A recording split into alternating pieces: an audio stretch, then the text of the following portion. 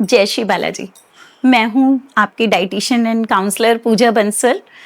आज हम आपको मिलवाना चाहेंगे एक जानी मानी हस्ती, हमारे यहाँ के एक बहुत ही फेमस रिनाउंड डॉक्टर हैं, ऑर्थो सर्जन हैं। वैसे तो आप सब लोग उनको पहले से ही जानते हैं, लेकिन मैं उनके बारे में थोड़ा सा कुछ आपको बताना चाहूँगी कि लगभग 1500 वो सर्जरीज ट्रांसप्लांट की कर चुके हैं, जिसमें नी रिप्लेस जो है आज हमारा टॉपिक भी रहेगा, नी रिप्लेस कर चुके हैं, और 7000 प्लस वो अदर सर्जरी कर चुके हैं, जैसे कि आर्थोस्कोपी और सब। बहुत उसमें बहुत कुछ है जो हमारे ऑर्थो सर्जन्स हैं उनको बहुत तरह की सर्जरीज करनी पड़ती हैं। बाकी उनके बारे में हम उन्हीं से जानेंगे।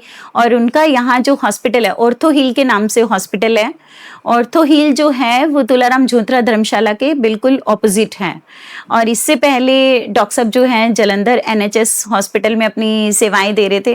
सिरसा में इतने कम समय में इतना नाम कमाना, ये बहुत बड़ी बात है। तो आइए जानते हैं डॉक्टर उपेंद्र सिंह जी से। जी डॉक्टर साहब। नमस्कार मैम। नमस्ते। मैं डॉक्टर उपेंद्र सिंह हूँ। अभी ऑर्थो हील हॉस्पिटल है हमारा यहाँ सिरसा में, वहाँ पे मैं अपनी सेवाएं दे रहा हूँ। वहाँ पे हम नी ट्रांसप्लांट, हिप ट्रांसप्लांट और विभिन्न प्रकार की जो ऑर्थो से रिलेटेड सर्जरीज होती हैं, जिसमें ट्रॉमा भी आ जाता है, लिगामेंट सर्जरीज भी होती हैं, जिसको की होल सर्जरी बोलते हैं, तो वो हम करते हैं। मुझे सिरसा में लगभग 5 साल हो गए हैं, लेकिन जो मेरा हॉस्पिटल है वो अभी 3 साल से ही खुद का हॉस्पिटल मेरा जी ओन है, और हमारे पास सारी फैसिलिटी है। जी। और आज आपने हमको बुलाया, मेरे को बुलाया, so much thank you. Most welcome sir. हम तो बुलाते रहेंगे सर के साथ। जो हमारा पॉडकास्ट है, एक बहुत सारा एक लोगों में है ना, एक बहुत बन गया है, जिसके भी नी थोड़े से भी पेन करते हैं। अगर मुझे भी अगर सीढ़ियों से चढ़ते उतरते कोई थोड़ा सा जर्क लगे तो मैं सोचती हूँ कि मुझे नी रिप्लेस कराने हैं क्या। तो ये पता नहीं क्यों सबको नी रिप्लेस कराने का एक दिमाग में कंसेप्ट आ गया। ये भी जैसे कोई हमारी एक ऐसी सर्जरी है, कॉस्मेटिक सर्जरी है। लेकिन डॉक्टर साहब के पास कल जब हम इनके हॉस्पिटल में इनसे मिलने गए तो एक केस इनके पास था उस टाइम, और वो पेशेंट खुद बोल रहा है मेरे नी रिप्लेस कर दो, मेरे नी चेंज कर दो। और डॉक्टर साहब हंस रहे थे। मैंने कहा डॉक्टर साहब के पास पेशेंट खुद बोल रहा है नी रिप्लेस करने के लिए, डॉक्टर साहब हंस क्यों रहे? डॉक्टर साहब उसके एक्सरे देख के हंस रहे थे। बोले आपको नी रिप्लेस कराने का शौक है क्या? ये कोई कपड़े थोड़ी है जो आप चेंज करवा रहे हो। आपके नीज बिल्कुल ठीक है, आप वेट की वजह से परेशान हो और आपका यूरिक एसिड बढ़ा हुआ है। तो डॉक्टर साहब ने बड़े छोटे से शब्दों में उनको बता दिया, एक टैबलेट लिखी, सिंगल टैबलेट, और बोले 10 दिन ये खानी है, उसके बाद मेरे पास भी मत आना। और वो बंदा नी रिप्लेस के लिए प्रिपेयर होके आया था, अपनी वाइफ, अपने बच्चे, अपना कपड़ों का बैग लेके आया था। तो डॉक्टर साहब ने उसे बड़ा हंस के ऐसे भेज दिया। मैंने कहा डॉक्टर साहब ये किसी दूसरे के पास चला जाएगा। तो डॉक्टर साहब कहते हैं नहीं, ये नी रिप्लेस इनके होने। तो डॉक्टर साहब कैसे हमें पेशेंट पता चले कि हम उसे नी रिप्लेस के लिए प्रिपेयर करें या ना करें, या पेशेंट हमें उसकी किस कंडीशन तक वेट करना चाहिए कि अब वो ट्रांसप्लांट के लिए रेडी है, उसके जो लेग्स हैं, उसके जो नीज हैं?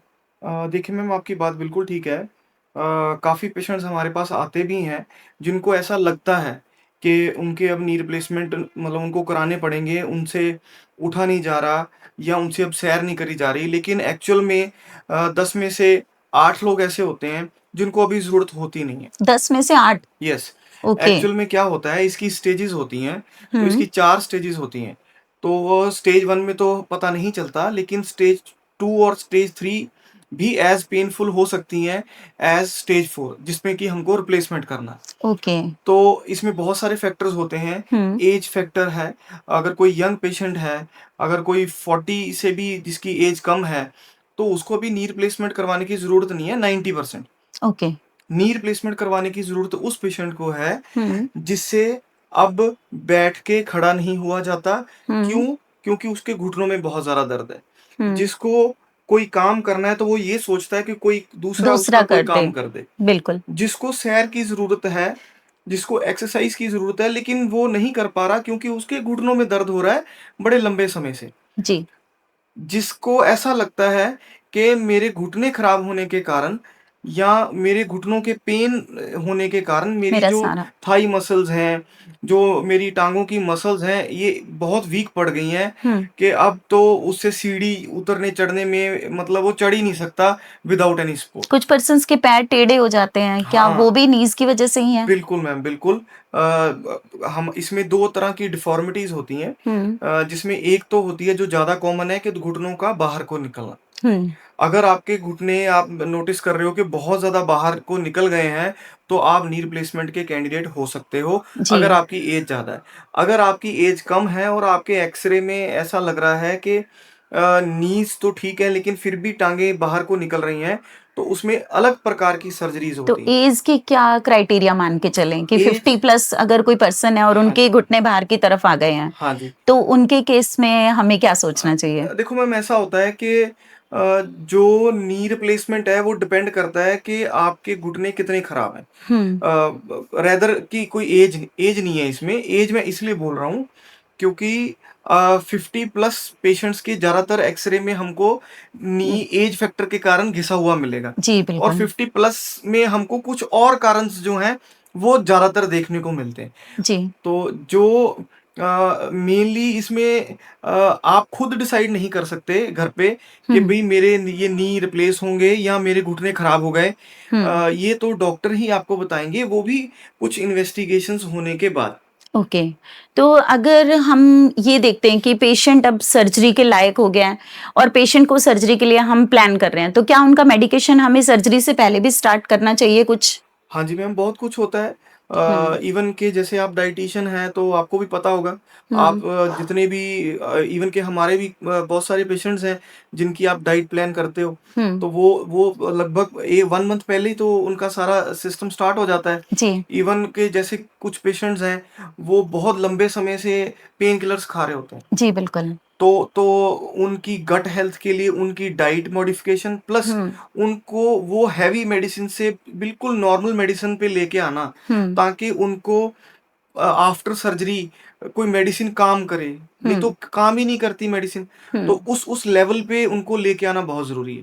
तो जी, उसमें जैसे कि आप हमारी हेल्प करते हो डाइट में, डाइ तो हम पेशेंट की हेल्प करते हैं उनकी मेडिकेशन प्री सर्जरी उसको थोड़ा कम करने में। जी। फिर उसके बाद पोस्ट ऑप सर्जरी में जो है वो उसको आराम रहता है। प्री सर्जरी जो पेशेंट्स आपके हमारे पास आते हैं तो उनमें हमें यही कोशिश करनी होती है कि कुछ हम उनका थोड़ा-सा वेट बैलेंस हाँ, करा दें और कुछ एंटी इन्फ्लेमेटरी उनको फूड्स हम प्रोवाइड कराएँ राइट। जिससे कि सर्जरी के टाइम उनको कोई कॉम्प्लिकेशंस ना हो। हाँ, उसमें इस तरह से उनका इम्यूनिटी बूस्टिंग कराना है, उनकी गट हेल्थ जैसे अभी हमने बात की कि गट की, तो गट का ओरा अच्छा मेंटेन करने के लिए, गुड मेंटेन करने के लिए हम कुछ उन्हें प्रोबायोटिक्स उनको प्रोवाइड कराते हैं। प्रोबायोटिक्स में हम लोग डाइट में उनको कांजी है या फिर हम उनको कर्ड है, योगर्ट है, गार्लिक है, इस तरह की चीज़ें हम उन्हें रेगुलर बेसिस पे खाने को बोलते हैं जिससे कि वो इसे रेगुलर बेसिस पे लें।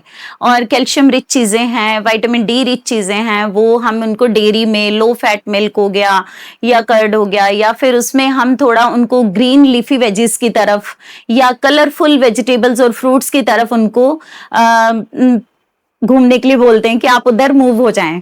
तो उधर अगर वो मूव हो जाते हैं, उस तरफ उनका मूवमेंट होता है तो वो बहुत जल्दी उनकी रिकवरी फेज आती है। तो डॉक्टर साहब उनको हाई स्ट्रॉन्ग पेन किलर देने की बजाय, हाई स्ट्रॉन्ग उनको एंटीबायोटिक्स देने की बजाय डाइट के साथ में अगर पेशेंट चल रहा है तो वो थोड़ी सी लो डोजेस पे भी हाँ मेंटेन जी, हो और जाते इससे हैं। फ़र्क पड़ा है मैम। मैंने देखा है जो हमारे पहले पेशेंट्स थे हुँ, और जब से हम डाइट से आपसे जुड़े हैं, डाइट और ये सब चीज़ों का ध्यान रखने लगे हैं, हुँ, उससे उससे हमारा आफ्टर सर्जरी जो पीरियड है पेशेंट्स का, हुँ। वो बहुत इम्प्रूव हुआ। बिल्कुल, बिल्कुल। जब हम अपने पेशेंट को कई बार हम गाइड करते हैं कि पेशेंट बहुत ज़्यादा बोलता है कि नी रिप्लेस करानी है, तो मेरे काफ़ी सारे पेशेंट जब मैं इधर मूव करती हूँ कि डॉक्टर साहब के पास एक बार मिल के आओ, आपको नी रिप्लेस कराने हैं तो डॉक्टर साहब कर देंगे, कि ऐसा नहीं है। तो मैम डॉक्टर साहब के पास हम गए थे, उन्होंने बोल दिया छोटी-सी चीज़ बोल दी कि विटामिन डी कम है, कि आप है ना सिर्फ़ हफ्ते में ये 1 कैप्सूल खा लो। बोले मैं तो डेली इतने-इतने पत्ते खा रही हूँ गोलियों के, एक सिर्फ़ हफ्ते में 1 खाने के लिए दे दिया, हमें नैनोशूट दे दिया या उनको कोई शैशे पीने के लिए दे दिया। या फिर थोड़ा सा यूरिक एसिड बढ़ा हुआ बता दिया, एक सिंगल टैबलेट के ऊपर डाल दिया। तो इस चीज से ही वो पेशेंट रिकवर हो गए और उन पेशेंट की रिकवरी फास्ट हो गई और उन्हें नी रिप्लेस नहीं कराने पड़े।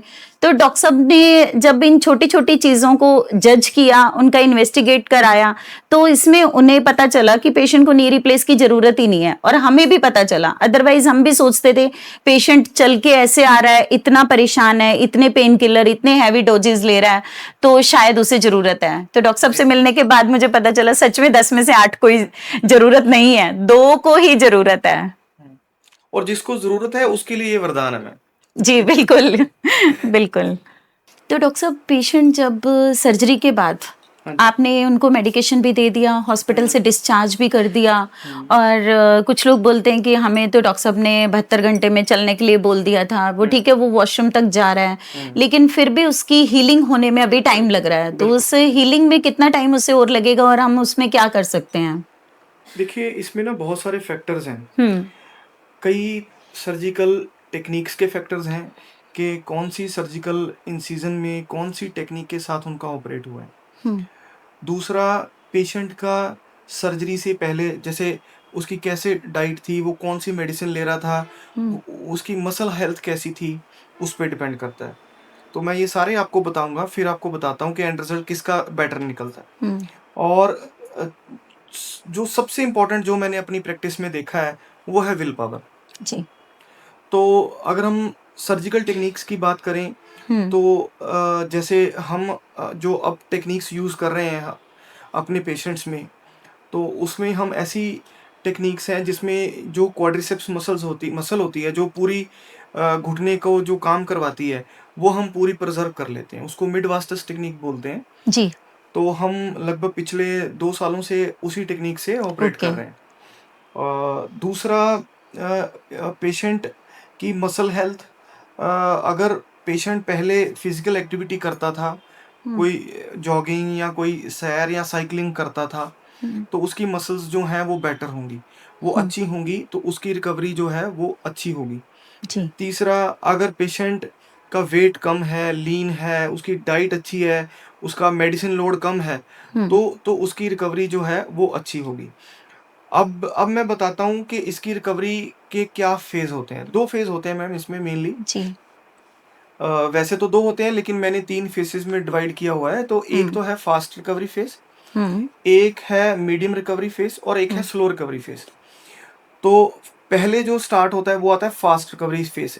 इसका मतलब है कि पेशेंट को जल्दी से दिखता है कि हाँ, मैं तो ठीक भी हो गया। ठीक हो गया, तो उसमें क्या होता है कि विल जैसे पावर है उसकी। सर्जरी के नेक्स्ट डे हम उसको खड़ा कर देते हैं। जी, तो पेशेंट जो हैं वो ही और she can walk the next day after surgery. तो हुँ, उसमें पेशेंट को ऐसे महसूस होता है कि ये तो बड़ी फास्ट रिकवरी है। हुँ, मैं तो चलने भी लग गया या लग हुँ, गई, वॉकर से चलते हैं हुँ, स्टार्टिंग में। फिर उसके बाद आता है मीडियम रिकवरी फेज़, जब पेशेंट घर जाता है हुँ, और जो पहले 15 दिन का टाइम होता है, हुँ, उसमें उसकी रिकवरी बहुत फास्ट भी नहीं होती, लेकिन अच्छे पेस पे चलती है। विदिन 15 डेज़ उनका वॉकर जो है वो छूट जाता है और okay, most of the patients की तो स्टिक भी छूट जाती है पहले 15 जी, दिन में। तो इस फेज़ में जैसे कि फिज़ियोथेरेपी और डाइट, ख़ासकर के एंटी इन्फ्लेमेटरी डाइट, तो हुँ, इसका बड़ा ध्यान रखना होता है।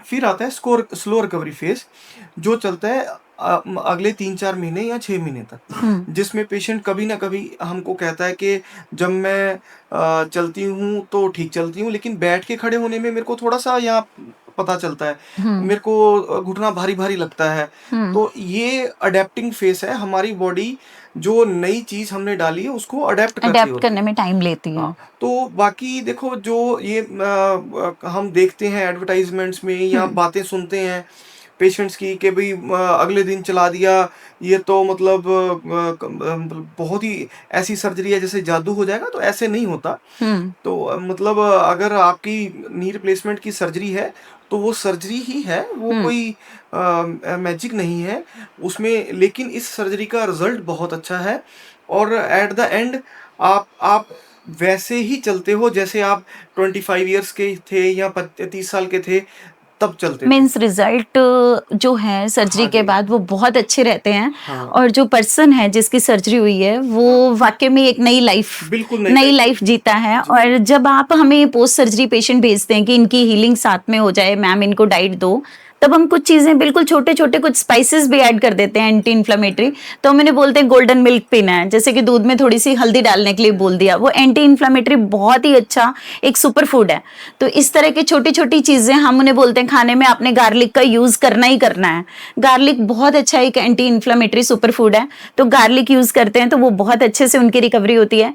इम्यूनिटी बढ़ाने के लिए हम उसमें विटामिन सी रिच चीजें देते हैं, जिसमें सिट्रस फ्रूट्स आ जाते हैं, कलरफुल फ्रूट्स आ जाते हैं, और उसके अलावा गुआवा है, टमाटोज हैं, ये चीज़ें रॉ भी खाई जा सकती हैं। इन चीज़ों को खाना भी बहुत ईजी है और आपका गट भी बहुत अच्छा रहता है।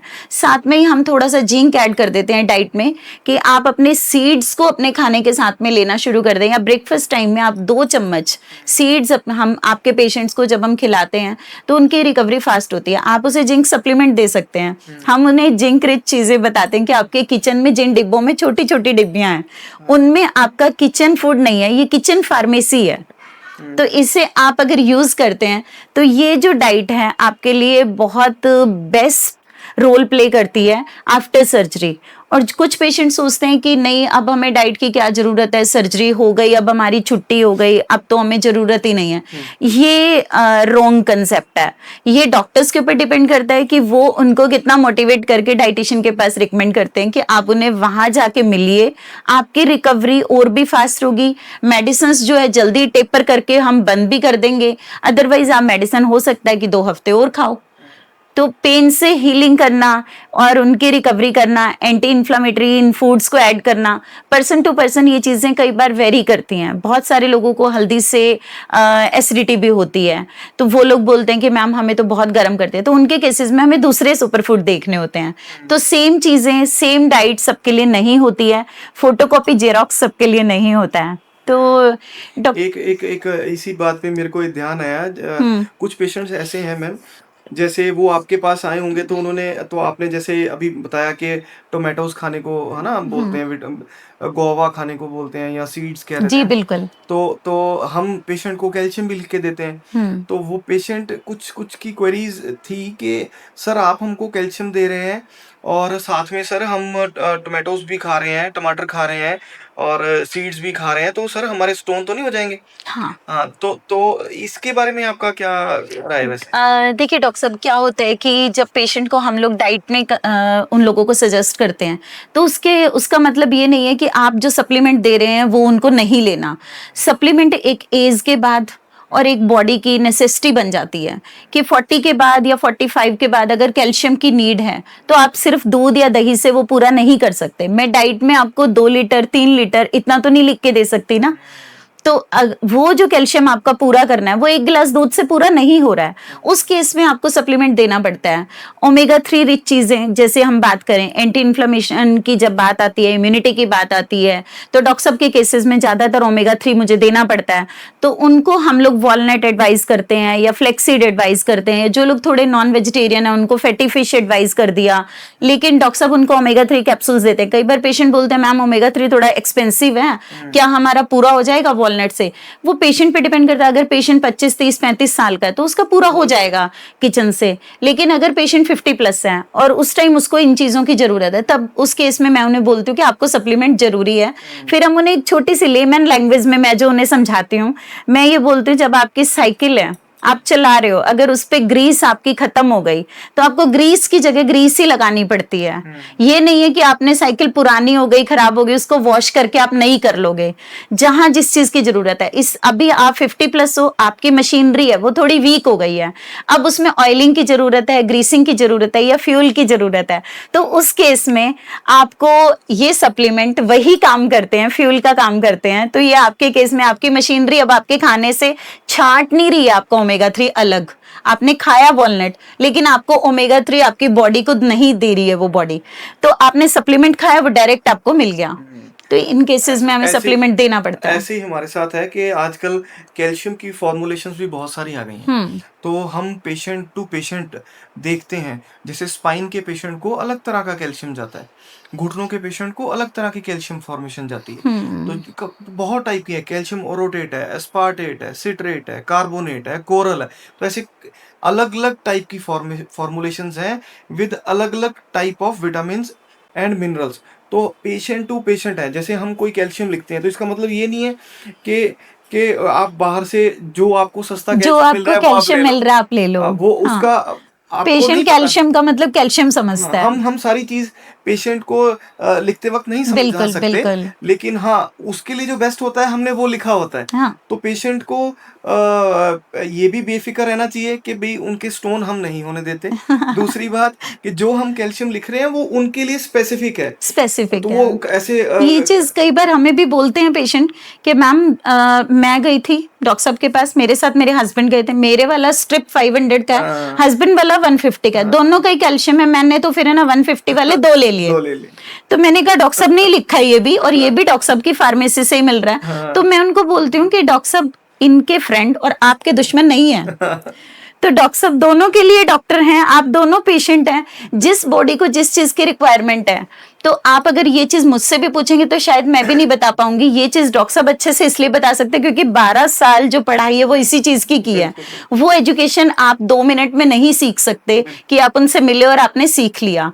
तो ये आपके लिए जो लिखा है ना वो आपको ही खाना है, जो मेरे लिए लिखा है वो मुझे ही खाना है, तो ये सप्लीमेंट का रहता है। तो डॉक्टर साहब जैसे कुछ लोग बोलते हैं नी रिप्लेस हो गया, 15 डेज हो गए, 2 वीक्स हो गए, तो फिर उसके बाद कुछ पेशेंट्स को लगता है कि अब हमें डॉक्टर की नीड नहीं है, शायद उनका पेन खत्म हो गया और उन्हें लगता है कि अब जो हमारी बोन है वो बिल्कुल ठीक है और हमारे लेग्स हैं बिल्कुल ठीक है, क्योंकि उनका रूटीन वर्क स्टार्ट हो गया है।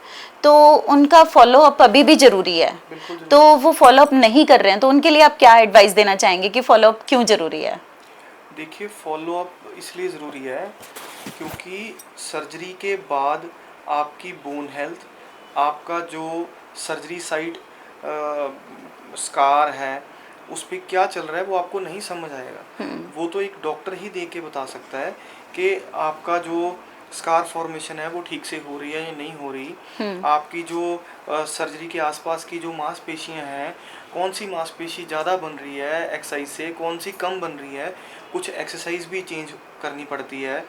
फिर कई पेशेंट्स होते हैं जो प्रोटीन डाइट लेते ही नहीं है, अब वो सिंपल डाइट से ही वो मतलब सोच रहे हैं कि उनकी मसल्स जो हैं वो जल्दी बन जाएगी, तो ऐसा नहीं होता। साथ में हमको बोन के लिए कुछ सप्लीमेंट्स भी हम देते हैं ताकि रिकवरी जो है वो फास्ट हो जाए। तो अगर वो दिखाएंगे नहीं दोबारा आके तो हमको उनका पता नहीं चलेगा, तो उससे एक रिकवरी तो चलो स्लो होगी, प्लस उससे सबसे बड़ी खतरे की बात ये होती है कि अगर मान लो कुछ गड़बड़ हो रही है तो डॉक्टर को अर्ली साइंस का पता होता है, लग पेशेंट जाता को है, नहीं पता होता। तो हमें उस इन्फेक्शन को भी क्योर कर सकते हैं। चाहे वो इन्फेक्शन है, चाहे वो इम्प्लांट लूजनिंग है, चाहे पेशेंट ही कोई काम गलत कर रहा है। जैसे कुछ पेशेंट्स हैं वो पहले 15 दिन में ही चौंकड़ी मारने की कोशिश करने लग जाते हैं, मिस्टेक आ गई।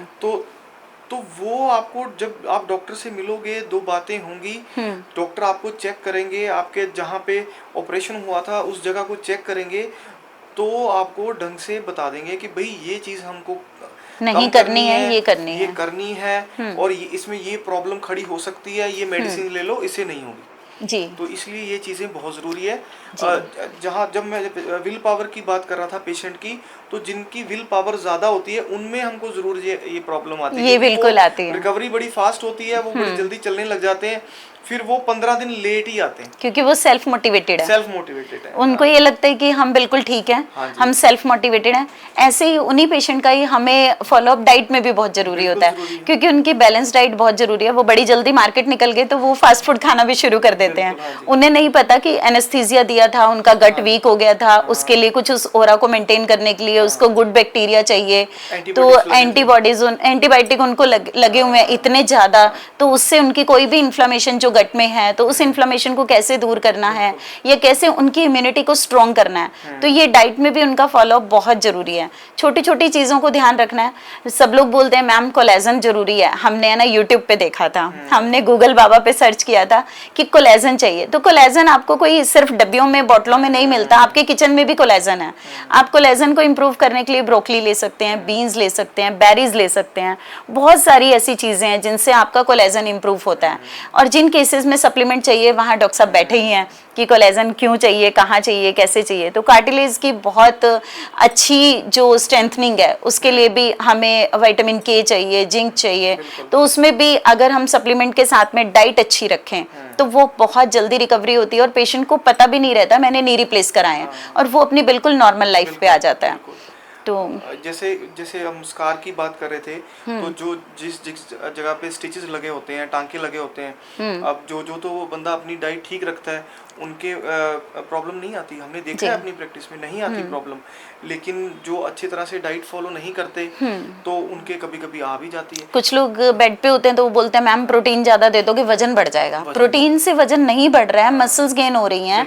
उनकी प्रोटीन उनकी बेसिक नीड है, इस टाइम पे तो ज्यादा चाहिए, लेकिन वो लोग इस चीज को नहीं समझ पा रहे हैं। मैम हमें डाइजेस्ट नहीं हो रहा, हमारा वेट बढ़ जाएगा, अभी इतना प्रोटीन मत दो। कई बार मैम हमने ऐसा भी देखा है कि जो मेरे कई पेशेंट्स हैं थोड़े बहुत, जिन्होंने ली ही प्रोटीन डाइट है सर्जरी के बाद, मतलब वो कहते हैं जी हमको ना तो कार्बोहाइड्रेट लेना है, जल्दी ना रिकवर हमको हो गए। फैट लेना है, मैं तो ले ही प्रोटीन रहा हूँ। वो भी गलत है, वो भी गलत है। अब वो चीजें आप बताओगे कि आप कैसे लेनी है और आप बताते भी हो, तो फिर जब उनको पता चलता है तो फिर वो मतलब कहते हैं कि डॉक्टर साहब अब मैं ठीक हूँ, मैं तो जल्दी रिकवरी के चक्कर में लेते हैं। हाँ बिल्कुल। उनको ये रहता है कि शायद अब हम प्रोटीन ले रहे हैं तो हम लोग इन लोगों से ज्यादा समझदार हैं, हाँ जी, तो हम लोग ये जल्दी कर लेंगे। वो अपने आप को कीटो पे डाल रहे हैं। कीटो पे डाल देते हैं, हाँ, लेकिन उनको कीटो की जरूरत ही नहीं है।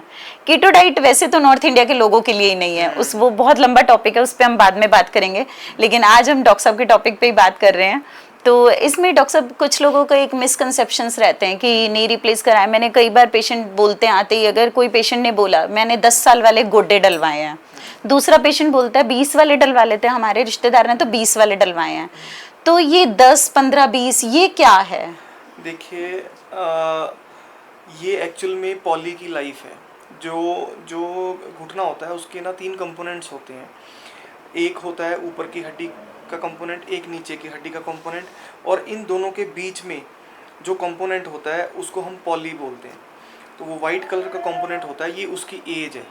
ओके। तो ये देखिए वैसे तो मैं आपको कहूँ तो मैंने नहीं देखा आज तक कि किसी का पॉली घिस गया हो। लेकिन हाँ, अकॉर्डिंग टू ब्रांड्स, जो घुटनों के ब्रांड्स आते हैं वो अपना अपना एक एज लिमिट देते हैं, एक एक्सपायरी डेट देते हैं। एक एक्सपायरी डेट दे देते हैं, या एक्सपायरी डेट तो नहीं, मतलब जैसे इतने साइकिल्स ये चल सकता है जी। तो। लेकिन आजकल जो भी घुटने आ रहे हैं उनमें हमको इस चीज की चिंता करने की लेकिन डॉक्टर साहब मेरे ताऊ जी के नी रिप्लेस हुए थे। हाँ जी। और आज से लगभग 25 साल पहले, और उस टाइम नी रिप्लेस इतना चलन में भी नहीं था, और वो दिल्ली एम्स में रिप्लेस करवा के आए थे। और उस टाइम मतलब हमारे फैमिली के अंदर एक बहुत बड़ा स्टेटस सिंबल बना था कि अटल बिहारी वाजपेयी जी के नी रिप्लेस जिन डॉक्टर्स ने किए हैं, वो डॉक्टर की टीम ने उनके नी रिप्लेस किए हैं। और उस टाइम में भी वो बहुत एक्सपेंसिव सर्जरी थी, इवन वो एम्स हॉस्पिटल में होने के बावजूद भी। लेकिन वो आज तक सही है। ताऊ जी जो हैं वो 95 ईयर ओल्ड हैं। ताई जी अभी पीछे हमें छोड़ के चले गए हैं।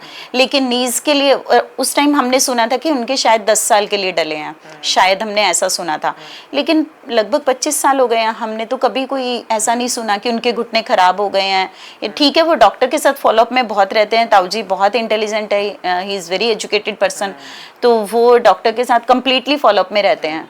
तो लेकिन उनके घुटने कभी दोबारा चेंज कराना या कोई उनका ऐसा हमने नहीं सुना कि वो लूजनिंग या कुछ ऐसा नहीं सुना। वो ये ना मैम, आपने अपने क्वेश्चन में ही जवाब दे दिया कि पेशेंट इतना इंटेलिजेंट है, उसको पता है अपने नीज के बारे में कि उसको कैसे ख्याल रखना है। वो 95 की एज में स्टेयर्स चढ़ते हैं। हाँ, तो उन्होंने अपने घुटनों को संभाल के रखा है। देखो है तो मशीनरी में है ना, उसको आप जितना संभालोगे वो उतना चलेगी। ये तो है ही है। आप हम जैसे पेशेंट्स को उकड़ू बैठने के लिए मना करते हैं, लेकिन पेशेंट बैठते हैं, कई बैठ जाते हैं पेशेंट, वो कहते हैं डॉक्टर साहब हमको प्रॉब्लम नहीं, हमें भी पता है प्रॉब्लम नहीं होगी उकड़ू बैठने में, लेकिन उसमें हो सकती है, उसमें उस जो पॉली कंपोनेंट है वो घिसता ज्यादा है। हाँ। तो वो जल्दी घिस जाएगा तो आपके घुटने जल्दी खराब हो जाएंगे जी। लेकिन फिर भी इन सब बातों को अगर हम साइड में भी रख दें तो घुटने जो घिसने का जो रेट है वो बहुत कम है। इवन मैंने अपनी 9-10 साल की प्रैक्टिस में ऐसा देखा नहीं कि किसी का घुटना घिस गया हो जी। इसमें जो मेन प्रॉब्लम्स आती हैं वो आती हैं एसेप्टिक लूजनिंग की, मतलब पेशेंट ने अपनी बोन हेल्थ अच्छी नहीं रखी जी। जिस वजह से उसका जो कंपोनेंट हमने डाले हुए हैं वो लूज हो गए, बोन ने छोड़ दिया कंपोनेंट जी। ये बहुत कॉमन है। दूसरा है पॉली क्रैकिंग की। पॉली क्रैकिंग का मतलब है कि जैसे पेशेंट जो है वो जंप लगा रहे हैं, वो ऐसी एक्टिविटीज कर रहे हैं जिससे उनके घुटने बार बार जोर जोर से टकरा रहे हैं। ओके। तो कई बार पॉली जो है उसमें क्रैक्स आ जाते तो हैं। उस वजह से पॉली टूट जाता है। और जो सबसे लीस्ट जो हमने देखी है कि आफ्टर 1 ईयर पेशेंट को इन्फेक्शन, तो इन्फेक्शन के चांसेस भी इस ऑपरेशन में है। लगभग 3% ही चांस है, बहुत कम है। लेकिन हाँ, उसके कारण भी दिक्कत जो है पेशेंट को आ जाती है। तो जी। मेनली जो अपना खाना पीना है, जो हमारी डेली हैबिट्स है, हम अपने आप को साफ कितना रखते हैं, हम डॉक्टर फॉलोअप कितना रखते हैं, कितनी बार डॉक्टर को दिखाते हैं, जी। तो उससे मतलब डिपेंड करता है कि आपके जो घुटनों की लाइफ है वो कितनी है, और वो डेफिनेटली बढ़ती है। जी। तो आज का जो हमारा ये पॉडकास्ट था डॉक्टर उपेंद्र सिंह जी के साथ, मुझे लग रहा है कि जब हमें लेग्स पेन होते हैं या नीज पेन होते हैं, तब से लेके जब हमने नीज रिप्लेस करा लिए तब तक का एक एक हमने टॉपिक जो है इनके साथ में डिस्कस कर लिया है। और हमें लग रहा है कि डॉक्टर साहब ने 80% तो बता दिया, नी रिप्लेस की जरूरत ही नहीं है। 20% केसेस में जरूरत होती है। कुछ थोड़े से ही इन्वेस्टिगेशंस हैं जिसमें आप एक्सरे या कोई जरूरी हो तो MRI, जिसमें आप बता दोगे कि नी रिप्लेस होगा या नहीं। बिल्कुल सिंपल एक्सरे, सिंपल एक्सरे से बिल्कुल थोड़े से इन्वेस्टिगेशन से ही हम ये बता सकते हैं कि इनके जरूरत है या नहीं है। तो ये चीजें जो डॉक्टर साहब ने आज हमें क्लियर की, और आपको लगता है कि कुछ रह गया तो आप हमें कमेंट सेक्शन में सवाल जरूर करें, तो डॉक्टर साहब को हम दोबारा इनवाइट करेंगे जो रह गया उसके लिए। और ये जो आज इन्होंने हमें एडवाइस दी उसके लिए डॉक्टर साहब का बहुत बहुत बहुत धन्यवाद। थैंक यू डॉक्टर साहब, थैंक यू सो मच। जय श्री बालाजी।